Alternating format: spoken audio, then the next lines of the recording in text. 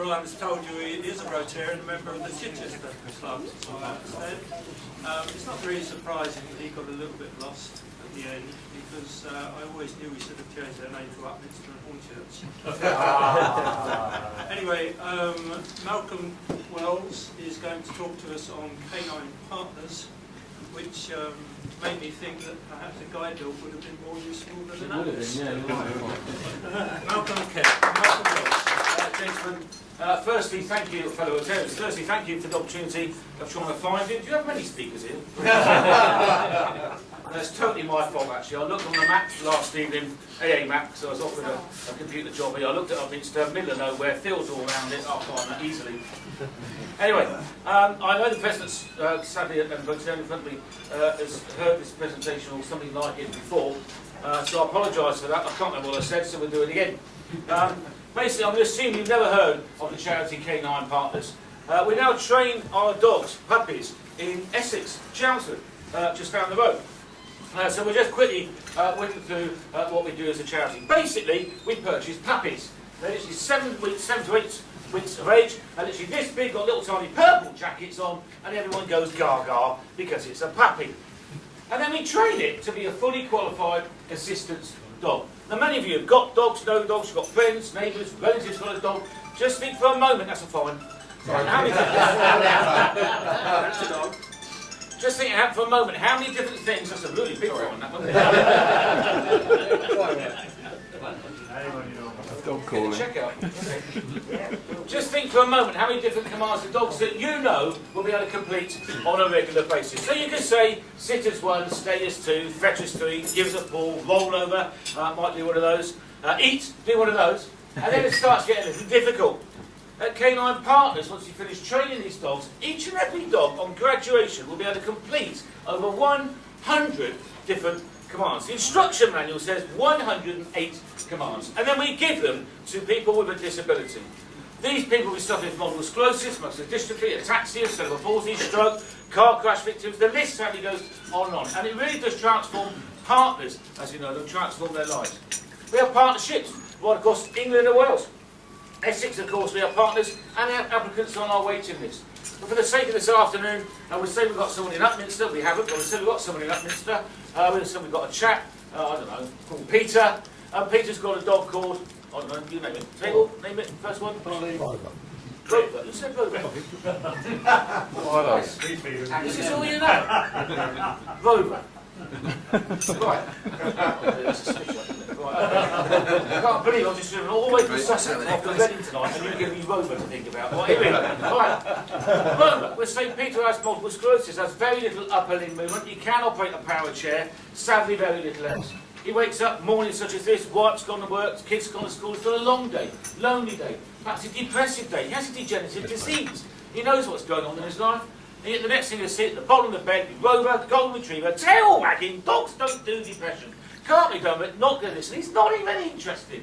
And Rover, like all of our dogs, will get up onto the bed, pull down the duvet, go out to the side, if needed, stand literally still, so Peter can gently lean on him and get himself into his powered chair. Going through to the kitchen. Any doors, jaws, covers the dogs need to open, all closed, have a tuggy, tassel, piece of rope on them. Peter, like many of our partners, is unable to open his own back door. So the dogs would do it. Piece of rope on the handle, open the back door, the dog would go out into the garden, whereby he would toilet on command. The dogs only ever go to toilet when they're told to do so. No other time will that function take place. And it's very important. Geographically, such as the High Street here, High Street here, it's not suitable for toileting a dog, and sadly, of course, being in a wheelchair, it's never going to be possible to clear up after you. So one of the first things to teach all of the puppies, 10 to 11 weeks of age, is to toilet on command. And because I haven't got a dog here this afternoon, and believe me, our dog's got quite a wicked sense of humour, I can tell you what that command is. And it's quite simply, better go now then. If he needs to, he will. He'll come back in. Breakfast time. But again, our partners are unable to feed their own dogs. So the dogs have to do it for themselves. So the food bowl's underneath the kitchen sink, the cupboard there, with a little tubby whereby Rover will open the cupboard door, take out the bowl, the dispenser of pour it, put it back, and most importantly, close the door behind them. That really is important. It's all very well having these dogs opening the back door, opening cupboards, opening drawers. But if they don't close things behind them, it's going to create a hazard, an obstacle to the partner, the person in the wheelchair. So it's very important that these dogs, like us men, put the things straight back where they found them. We're safe. Not a noise down there. At the end of the meal, you and I will pick up a dog bowl just by using our hands, but our partners are in a wheelchair. It's impossible to pick up anything or place and it down at ground level. So the dogs will have to do it. But Rover picking up the food bowl, if he picks it up from the nearest pod, it's just going to flap in front of his eyes and he can't see where he's walking. So again, simply to look at, difficult to train, get him pick up from the furthest pod. So now the bowl's underneath his chin, place it up to Peter's lap, and he can put it into a sin. We're going to go out. Yellow locks, chub locks on the front door, an extended metal bar along the tugging it stop whereby Rover will open the front door, allowing Peter to go through. On the outside of the door there's a rope, and they just tug it closed. Going down your garden paths, gates, latches, left, right, pawed, doesn't matter. Dogs, by the way, are left or right pawed, the same as we are left or right handed. So we're not bothered whichever side they use, but again, they'll open the gate, allowing Peter to go through and close the gate behind them. They're going down a high street. Now you and I, just outside here, we use a traffic light button, not even thinking about it, just press the button away. But Peter, many of our partners are unable to do such a simple task. So the dogs are told to operate the traffic light buttons. Left board, right board, their mouths, doesn't matter, they hit that button every single time, bringing the lights to red, allowing Peter to go safely across the road. Now I live down on the coast, down in City Sussex. I'm sure it's the same here. Your local shops, corner shops, paper shop, whatever. If you can get a wheelchair inside one of these, that's the result in itself. And I travel all over the country and I've seen it hundreds of times. Newspapers, daily item, stacked on the floor. It may as well be in another street, 3 inches away from out of reach from the partner in the wheelchair. No use whatsoever. And I've spoken to our partners on this, and thankfully we can only imagine this. But one of the worst things about having a disability is being constantly reminded by it. In fact, you've got to sit there in your local corner shop, trying to get a paper. Someone walk by, excuse me, could you pass me the paper? Or the cashier to finish serving or speaking to a customer. So the dogs are told to pick up a whole range of items. In this instance, the paper. Rover, pick up the newspaper and bring it. Rover, pick up the Daily Mail and place it onto Peter's lap. You have to point to the Daily Mail. He can't read yet, but he will bring it to him. And again, you go down your local Sainsbury's, Waitrose, whatever, any items out of reach for the partner, they're given a strobe, a torch, just shine it on the item and Rover will go and get it. When it's jars of coffee, tins of soup, packet of soup, loo rolls, kitchen rolls, bags of flour. Well, bags of flour makes it better, it's only made of paper. What's left of it will go in the basket. And then when they get to the checkout, this is the wonderful thing about this, Peter and Rover go to Waitrose every Thursday afternoon. They've been doing it for years, it's no big deal. And it'll be Rover that goes to the rucksack at the back of the chair, put his head inside, be looking around. He won't pick up house keys, mobile phone, the Daily Mail. He will, in his mouth, pick up Peter's wallet, present to the cashier, will take the money out, put the change in, put it back into Rover's mouth, and will jump down and then place it to Peter's hand or into the rucksack, whichever the command may be. Then they're going to go and play, exercise, get across the park on a daily basis. They won't go far, they never lose sight of the partner, they don't like doing that, but they must get some exercise. Then, of course, going back home, through the lights, through the gates, through the front doors, dogs take off their own jackets. Then, of course, they go out into the garden, whereby they toilet on command. You're not writing this one down, are you? I need a command to stop. That's all right. So you got as far as Rover. But if you think about it, this is happening today as we speak to every single partnership we've created across the country. And if you think about it also, it's Peter and Rover just done these things together, on their own. His wife wasn't there, the carers aren't coming around, the neighbours aren't looking over the fence. He's done it with his dog. He's got out of bed, toileted the dog, fed the dog, got out, got his local paper, had a chat with people, done a bit of shopping, got back home. Independence is what we created this charity. Disability is a big enough, bad enough word. We all wish we could solve it and cure it. Of course we do. Sadly we can't. But what we are doing at the charity is covering it up, shrouding it, that independence. They're doing these things together.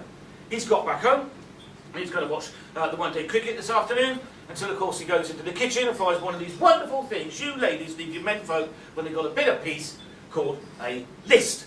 And on the list is do the washing. All of the dogs are told to operate washing machines. Actually, one of the simpler things we teach them to do. Left board, right board of the mouse, doesn't matter. That door is opening in a flash. One of the hardest things we teach a dog to do, without any doubts whatsoever, is to walk backwards. Dogs do not like walking backwards. We have no need to, we don't like doing it, dogs are exactly the same. But Rover, 2 foot of body, tail hanging on the end of it, it's got a little basket down there, full of dirty washing, little tuggy on it, it's got to get it to underneath the machine. On a far more important occasion whereby we teach a dog to walk backwards. It's the same for stroke patients. We'll say for a moment, Peter's a stroke patient, led in bed in the morning, carer stuck in traffic. It'll be Rover. They're going to get the tuggy, thick piece of rope, only about a foot long, bring it up onto the bed, place it to Peter's hand, and have the strength to walk backwards down the bed, tugging it into a seated position. Go around the side, getting his legs down, being leant on, and get into a chair. And again, stroke patients, watching Australia back, fall asleep, onto the floor. Straight away, the dogs will come, place them straight onto their back, go and get the tuggy into their hand, get them into a seated position, get the mobile phone, get the door open, press the warden button, all these sorts of things. So very important to train a dog is to walk backwards, but very simple to witness. But anyway, back to Rover, before his wife comes home, they've got to get the washing done, and the dog's tails are wagging all day. They know what they're doing, they know they're achieving, tail wagging it, tug, tug, tug, tug, to underneath the machine, load it with his mouth, and again, right, left paw, it doesn't matter, close the door. They press the cycle button. And at the end of this is so wonderful, we've got a whole bank of washing machines at the main training centre in Midhurst. And it's amazing, because once they've loaded the machines and got it running, they watch it like a television. They know they've done it. They just say all the time, watch it go forward. And then when the spin cycle comes on, they're watching it. No commands whatsoever. All you see is a tail wagging. They're watching it slower, slower, slower, slower. Then they just wait, no commands, just wait till they hear, click. Then immediately, doors open, heads inside, out come the tail, and the tea-towel, socks straight in the basket, walking backwards, tug, tug, through the door, across the garden, to underneath the washing line. No, it doesn't. No. It takes forever for a dog to hang washing. It's never going to happen. But thankfully, on the disability market, there are rotary lines adapted to come down to waist height. Simply for Rover, any of our dogs placed at Peter's now, picks it up, done the washing on his own with his dog. Again, no humans around him, no carers, his wife, the neighbours are still staying at home. He's doing it to get independence, getting bigger all the time. Especially important to our partners I spoke to who suffered stroke, for instance. We have a lot of these, and whereby they've literally gone out one morning and come back some 3 or 4 months later from a rehab board, possibly never going to walk, lost their jobs, no golf, saying all these things. A total life change for any preparation, indeed if you can prepare, any preparation whatsoever. They've been told you will never do any of these things without a carer around you. It's not true. With a dog you can do these things. Independence is getting bigger all the time. Anything these people do, our partners, putting something back into the home, emotionally, it's immeasurable what they're achieving with their dogs. But I must say now, what I think of it, we're never ever going to be place carers. It may sound as though we are, that's never going to be the case. If you think Rover's never going to wash your hair, he's never going to cook your lunch. You have a good go at eating it, he's not going to cook it. But the best thing about having one of these dogs is the fact you can love them, kiss them, stroke their hair as much as you like. Carers get fed up with that after a while. So how do we get there? Well, very, very quickly. We do not receive any government funding. We're a charity. As soon as we've raised £400, we go and buy a puppy. And then we give them to puppy parents. All of you could be a puppy parent. All of you know somebody could be a puppy parent. We train you to train the dog. As I mentioned, we're now training an establishment in Chelmsford. So any donations stay in Essex and would go to partnerships and dogs in Essex. So if you can volunteer to be a puppy parent, that'll be great news. Even for a weekend, whereby the main puppy parent goes away to a christening in Yorkshire. We do not kennel our puppies at any stage. We do not agree with that. So we move them around. So if we look after a puppy for a weekend, it's fantastic news for us and great fun for you. And the way we train them, very quickly, is something we copied from the Americans. The Americans, some 104 years ago, I think now, not only created Rotary, but around the same sort of time, they created an invention which miraculously is still working. But don't panic, it's only called a whistle. How do you train a dolphin to go around the pool, come out of the water, go through the hoop, do a somersault, go straight back in? There's no point asking it. It doesn't understand English. It's never going to happen. So a dolphin trainer will be stood there, hours on end, whistle, bucket the fish, one dolphin in the pool, comes around, it's got to come out of the water to breathe, we all know that. On the one occasion, albeit accidentally, it goes through the hoop, whistle, in goes a fish. Dolphin goes, blimey, I've been doing that all my life. The fish has dropped in. I must be doing something right.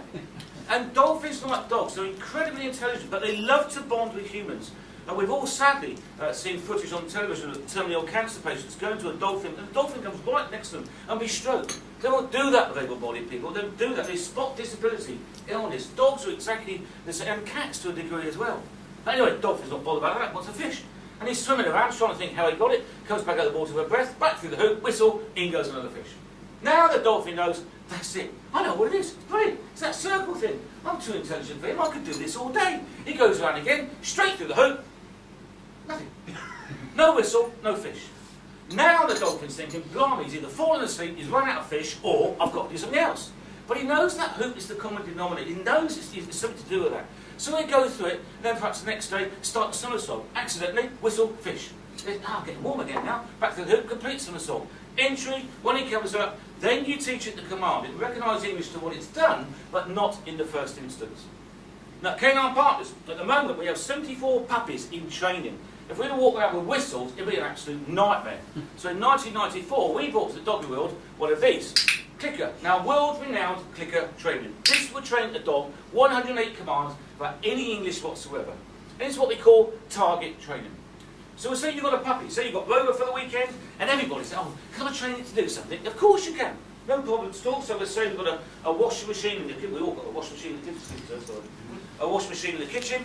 So we sit down, Rover. There's no point saying to Rover, well, come on then, Rover, open the door, get the basket, walk backwards, tug it, load it, close it, shut. It's never going to happen. It doesn't understand.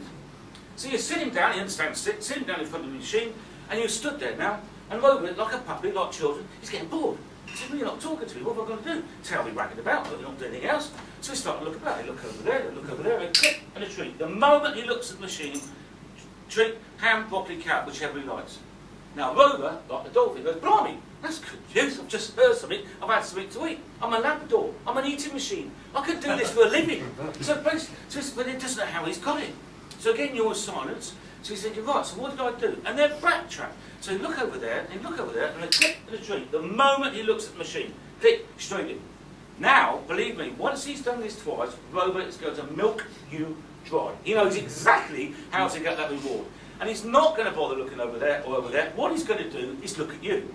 He's only going to look at you, checking you're looking at him. So there, so are you watching me? It's something to do with this thing here, isn't it? Here we go, look, click, treat, every single time. He gets his reward, and then looks at it again. Nothing. No click, no treat. Now Rover's going, blimey, come on, I'll keep looking at this, what's wrong now? Absolutely right. But he's not going to open the machine just by looking at it. So perhaps the next day, we'll wait for him to just take a pace towards it, and a treat. Then they know they can see the dome. They don't really, if we can see the dome, they love the half-moon handles. So start to sniff it, touch it, click, and a treat. And then we will help him. Just open it jar, so he starts to put his paw behind it, and he opens the door, click, and a treat. So you build it up. It's called target training. It's all reward-based. Then we teach them the command at the end of it. It's what we call the doggy fruit machine. We all play fruit machines, put the money in. We know, sooner or later, not enough, but some money will come out the bottom. Dogs are exactly the same in this training. They know that if they keep problem solving, out will come a treat. They don't know when, but they know it's going to be there. So they really enjoy it. They want to do this, they want to problem solve, they want their reward, and that's success. So target training we use for all the things I've described. Lift buttons, light switches, undressing, getting things, recognising objects off the floor, pens, remote controls, mobiles, changing videos, putting light switches on, mentioned cash machines, all these sorts of things. Target training, that's where we build up to 108 commands. Then when we finish that training, which is around 18 months, by the time we've been through 6 months of training at Midhurst, then we get to where we were just last week. We just started our latest course, 6 applicants down on site accommodation, whereby they're married up with their dogs. And it's the dogs that pick the partners, not the other way around. They all come around and think, yeah, I'm going to be yellow Labrador. It's not the case. We'll introduce the dogs and the trainers are watching, and we just see which dog takes to which partner. As I mentioned, it's quite unique because these dogs have never met anyone with a genuine disability before this day. When they see people like Peter for the first time, their whole body language, character changes. They know, this is it. This is why I've had my head in a washing machine for 18 months, because this chap can't do it. Ironically, of course, what's happened now is Rover's picked Peter. Rover knows 108 commands. Peter, sadly, doesn't. We do send out an instruction manual, but being good men, we don't bother reading things like that. So for the rest of that day, Peter and the rest of the applicants to go around the centre, just go through gates, bollards, simple things whereby already Peter's got to be thinking whether Rover should be in front of the chair, to the left, to the right, or indeed behind it. Then later on that evening, after dinner, the applicants go back to their own rooms. It's a 2-week course. Go back to their own rooms, whereby no practicing is allowed whatsoever. And it's very important. Peter, our applicants, are very ill. They stress easily, tire easily. Peter, subconsciously think for the last 6 months, well, blimey, I've got to go down there. Is a dog going to pick me? What dog? What colour? What breed? What name? Am I going to pass? Is it going to like me? All these sorts of things, all these doubts. And already that morning, Rover's picked the first balloon out of that pole by picking Peter and giving him that assurance. But they go back to the rooms, no practicing, they must read, phone home, watch television, they must rest. And then invariably what happens, well, I always volunteer for the night shift, basically. The trainers go down to the village pub, I don't mind that, because from my point of view it's great fun.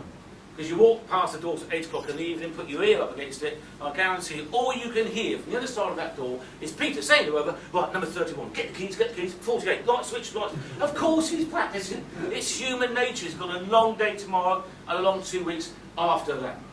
Then what we do insist on, though, is 10 o'clock, lights out. Good old military fashion, 10 o'clock lights. Peter's going to speak with Rover for the very first time. Peter may well have never had a dog in his life. That's not unusual. It's not a problem. But it's going to be a broken sleep and a restless night. We know that. But 10 o'clock, lights out, let's give it a chance. Then invariably what happens? Well, actually it happened to me this morning, the first thing in bed, but it was dark, it was cold, something my wife said, but I wasn't listening and it wasn't true anyway. But apparently some men snore. Well, what happened? 2 o'clock in the morning, Peter's happily snoring away, then he stops. Rover goes, hell's bells, I've only known him for a day, he's dead already. On the wall, the telephone, or the emergency call, the nearest alarm pint. Everything goes off, red light outside Peter's, I go straight in, by now Peter's bolt out of bed, lampshades on, saying, Malcolm, what's this dog done? He's woken up the whole building. Immediately then we're saying, okay Peter, calm down, get Rover onto the bed, stroke him, thank him, get that tail wagging, reassure him he's done something we've told him to do. He's spotted a change in your breathing and he's pressed that emergency response button without any commands whatsoever. And that's equally a life-saving importance that we train these dogs. Partners with cerebral palsy, in daylight, asthma attacks, seizures. Again, the dog will go and get the inhaler, they detect these things. But it's very important at 2 o'clock in the morning that I do not walk around with a pocket full of... If I was to walk around with a pocket full of ham at 2 o'clock in the morning, Rover's going to treat me like room service. I'll press that button and that bloke comes in and gives me a treat. Oh no, he doesn't. So we thank them by reassurance, in other words, by stroking them and thanking them, as I say, so they start to get to know each other. They're learning each other's behavioural habits. Then from the next day, the Tuesday, we take them down to town centres, whereby we'll take them wherever they're likely to encounter. This government brought out some 6 years ago, these dogs are allowed anywhere in this country by law. And that's exactly where we take them. Indian restaurants, supermarkets, on buses, trains, taxis, in schools, hospitals, butchers, anywhere you get up and down lifts, time and time and time again. Professional dog train with them, on-site OTs, just getting them through the course. It's a very difficult course. It lasts 2 weeks. We make it so on purpose. If we need to extend it for Peter, we will. 2 or 3 days, he will pass.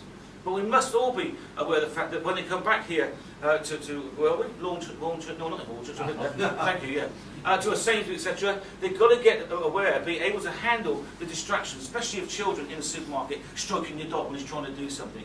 So we make sure they're experienced enough to handle those situations. When they do come back here, then they're not left on their own. They will have 6 visits a year from one of our occupational therapists. They're volunteers, fully trained OTs in the community, but they volunteer for the charity. Just go around, have a cup of tea with Peter one evening and say, how's it going, Peter? How's Rover getting on? And Peter, well, some of these hot days affected me MS, I can't use my right hand. In which case then the OT reports back to the charity, we'll send out a dog trainer and get Rover to bring it to the left hand. MS in particular, weather affects them in all sorts of ways, just from month to month. So we're monitoring the progress and their association, just checking the dog's abilities married up to the partner's disabilities. So we don't just leave it, we monitor it all the way through. From the financial point of view, we do not receive government funding, as I've said that, it's all public donations. We do, however, thankfully have 3 major sponsors. The National Lottery, Zurich Bank, and then Nestlé Purina. National Lottery, bought and paid for the land, the training centre. We opened it some 5 years ago in Hayshot, just south of Midhurst. That's our main training centre. We do have one in Chelmsford, as I mentioned. But do come down to 23 acres down there, bought and paid for generations to come by the lottery. So fair play, it was fantastic. Well, it's not, we should have asked for more money, but it's fantastic use of the charity. And then we have Zurich Bank. They sponsor, only 19 of us paid in the charity. The rest are volunteers, 150 or so. It's only myself doing this side of life, and I literally cover the country. I'm off to Reading for this evening. Oh, we don't get paid a lot, but we enjoy what they're doing. But they sponsor, money goes towards salaries, vehicles, including the diesel that go. I've got a Zurich fuel card in my wallet. When that needs diesel, they pay for it. Very important, and we're really pleased to flag that up. And then last but not least, Nestlé Purina. Purina are the world's largest dog food manufacturer. They sponsor the purples, the stuff I'm wearing, stuff like collecting boxes, Christmas cards the right time of year, and then from the doggy side of life, dog jackets, dog leads, dog training aids, and of course dog food. I do hope, if any of you are ever coming through Sussex, I've got some booklets to give out somewhere. Our phone number, website's on there. Please do give us a ring. We'd be welcome to show you. You can come down as a group. We take 150 at a time. We have what we call information sessions. They're free of charge, and you see a demonstration for an hour. I'll prattle on just for 2 minutes, and then the trainers hoik me off as a trapdoor just gone to show you a film. And then we bring the dogs on. Dogs in advanced training doing these things for. It's all very well we say about it. When you see a dog use a washing machine, raining outside, so they put it into a dryer. Close that, press that to get it started. Undressing people, getting telephones. It's an amazing thing to witness. Then a younger dog, then at the end of that part of the session, a little fluffy puppy. It's only 6 weeks old, just running down the middle. It doesn't do anything, but everyone goes, "Ah," because it's a puppy. And then we'll bring on the partner whereby he or she will say how their life has changed since they've had a dog. It's not scripted. We just bring the partner on just for 5 minutes, and it really is amazing to hear these partners speak. Many of our partners have gone back to work for the first time in years. Not just creating an income, but that need to get out of bed. That new socialising, new friends, new conversations, that sort of thing. Independence getting bigger all the time.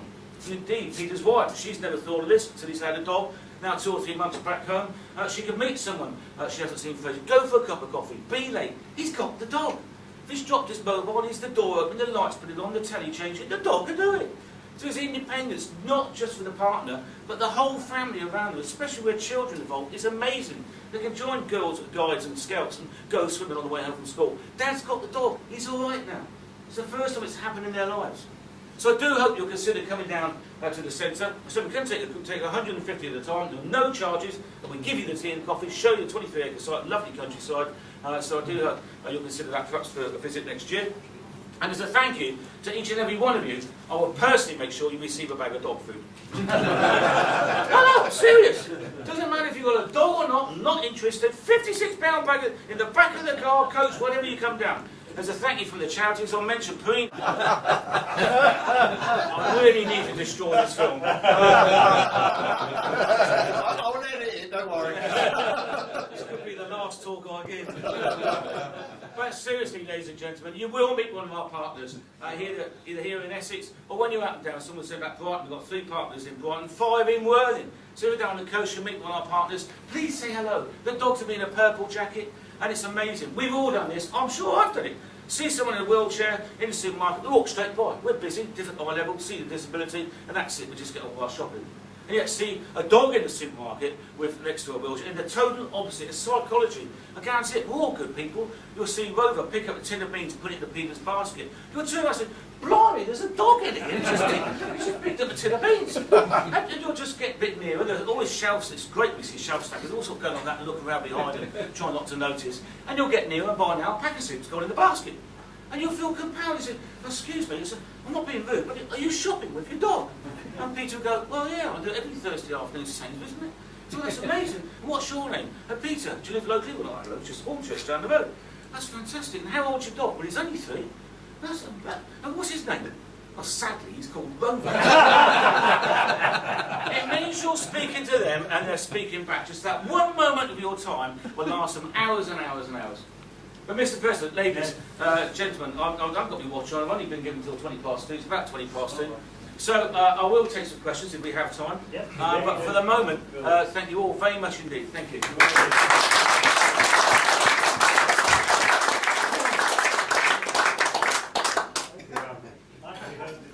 Do you have any questions for him? I had Rover at that as well. Yeah, he was Rover, then he's always Rover. Questions? Yes, Ron. With the pressing of the buttons for, say, traffic lights and so on, Yeah.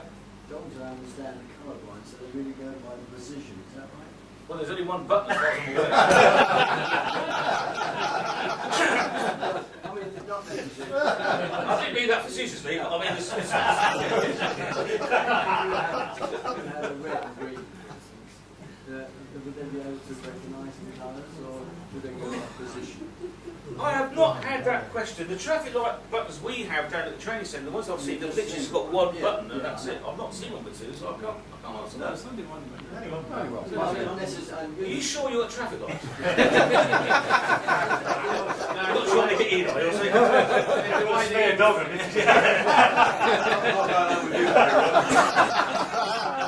I'm not going to book you again.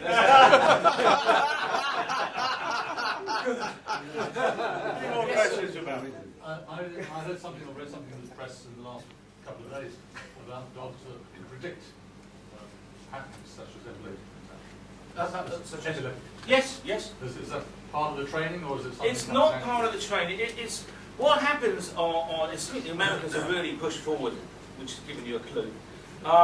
What happens epilepsy seizures is that the human's breath changes to a smell similar to that of hay. The breath change, and that's where they detect it, and that's where immediately their smell sense is amazing. So that's how they pick up.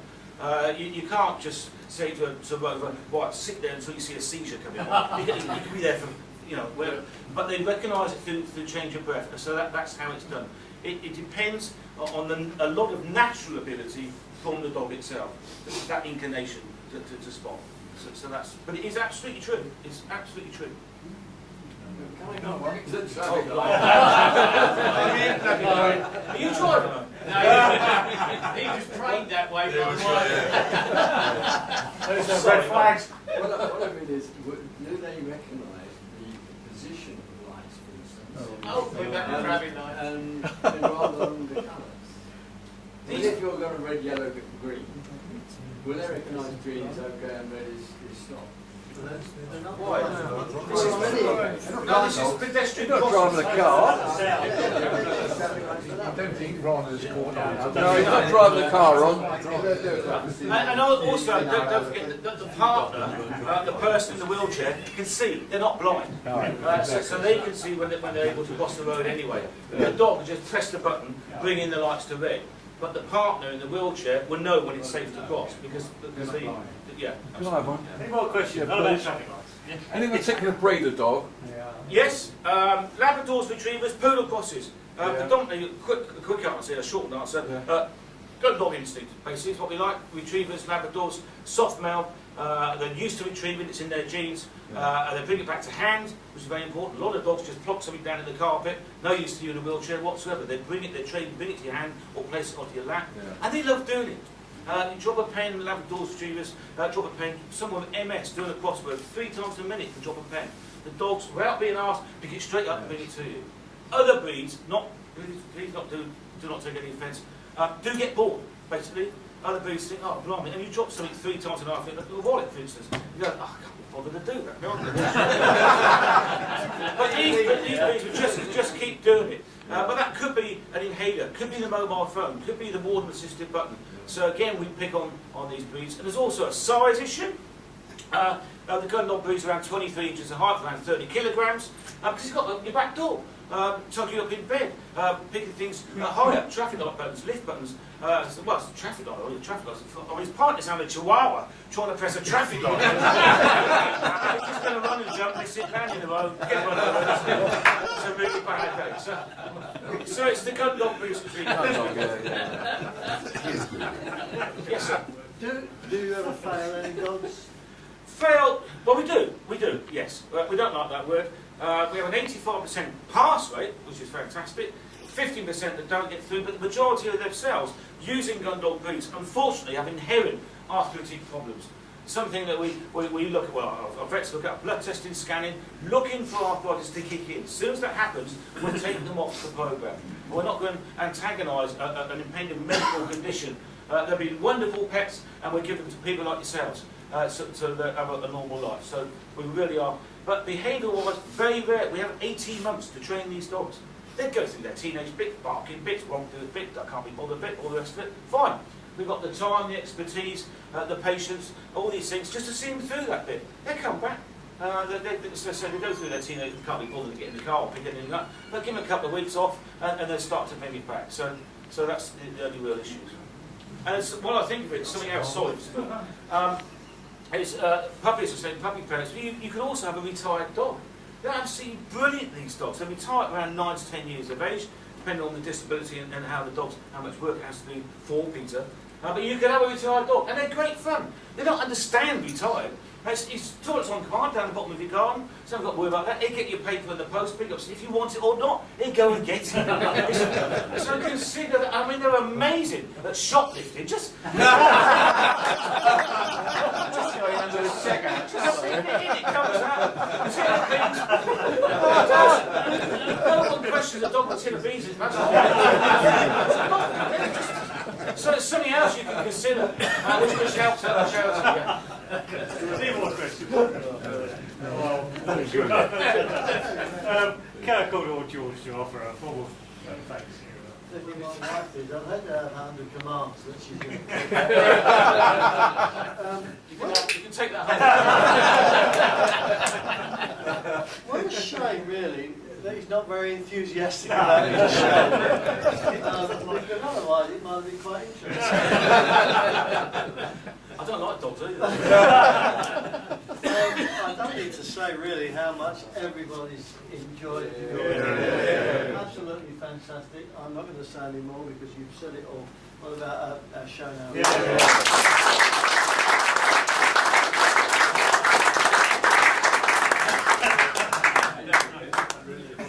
Thank you.